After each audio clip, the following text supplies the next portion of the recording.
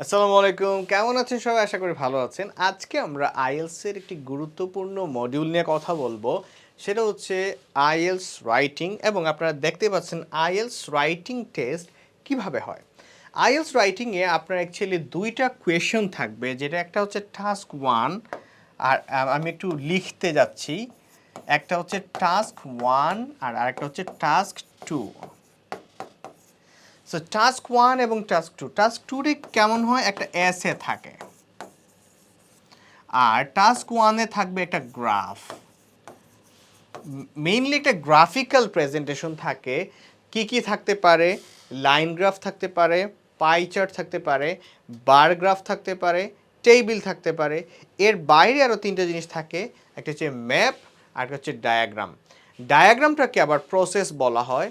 এই প্রসেসটা আবার দুই ধরনের হয়, ন্যাচারাল এবং ম্যানমেড। সো এই হলো টাস্ক 1-এ 7 ধরনের। ওভারঅল যদি আমি বলি, টোটাল 7 টাইপস অফ কোয়েশন থাকে আইএলটিএস রাইটিং টাস্ক 1-এ। আর টাস্ক 2-তে আমরা ক্যাটাগরি করেছি, বিভিন্ন টিচার বিভিন্নভাবে ক্যাটাগরাইজ করে।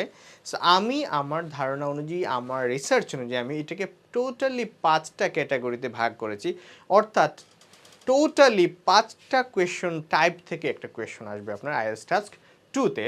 যেটা হচ্ছে, আমি যদি একটু বলি, এক ধরনের কোয়েশন থাকে যেখানে অ্যাডভান্টেজেস এবং ডিসঅ্যাডভান্টেজেস নিয়ে আলোচনা করতে বলে। যে কোনো বিষয় হতে পারে, তার advantages and disadvantages. For example, আমি এখন আপনাকে অনলাইনে ভিডিও লেসনটা দিচ্ছি। আমরা অনলাইনে কোর্স নিয়ে থাকি। সো আপনাকে কোয়েশন করা হলো যে করোনা পরবর্তী সময়ে পৃথিবীতে একটা পরিবর্তন ঘটেছে, যার কারণে এখন মানুষ অনলাইন কেন্দ্রিক হয়ে গেছে শিক্ষা দীক্ষা অর্জনের ক্ষেত্রে। এই অনলাইনে শিক্ষা অর্জন করার বা পাঠদানের সুবিধা এবং অসুবিধাগুলো কী কী। তাহলে টাস্ক 2-তে কী ধরনের কোয়েশন আসে একটা আইডিয়া পাওয়া গেল।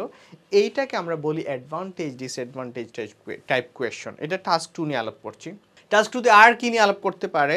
রিজনস এবং সলিউশনস নিয়ে আলাপ করতে পারে। ফর এক্সাম্পল, আপনাকে বলা হচ্ছে যে বর্তমান সময়ে বিশ্বব্যাপী ওয়াইল্ড অ্যানিমেলের যে সংখ্যাটা, সেটা কমে যাচ্ছে।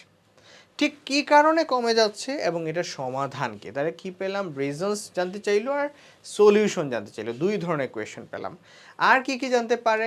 অনেক সময় আপনাকে দুইটা অপিনিয়ন থাকে যে কোনো একটা বিষয়ের। ফর এক্সাম্পল, সারা বিশ্বব্যাপী একটা ডিবেট আছে যে হায়ার স্টাডি বা ইউনিভার্সিটি এডুকেশনটা ফ্রি করে দেওয়া যায় কিনা সবার জন্য।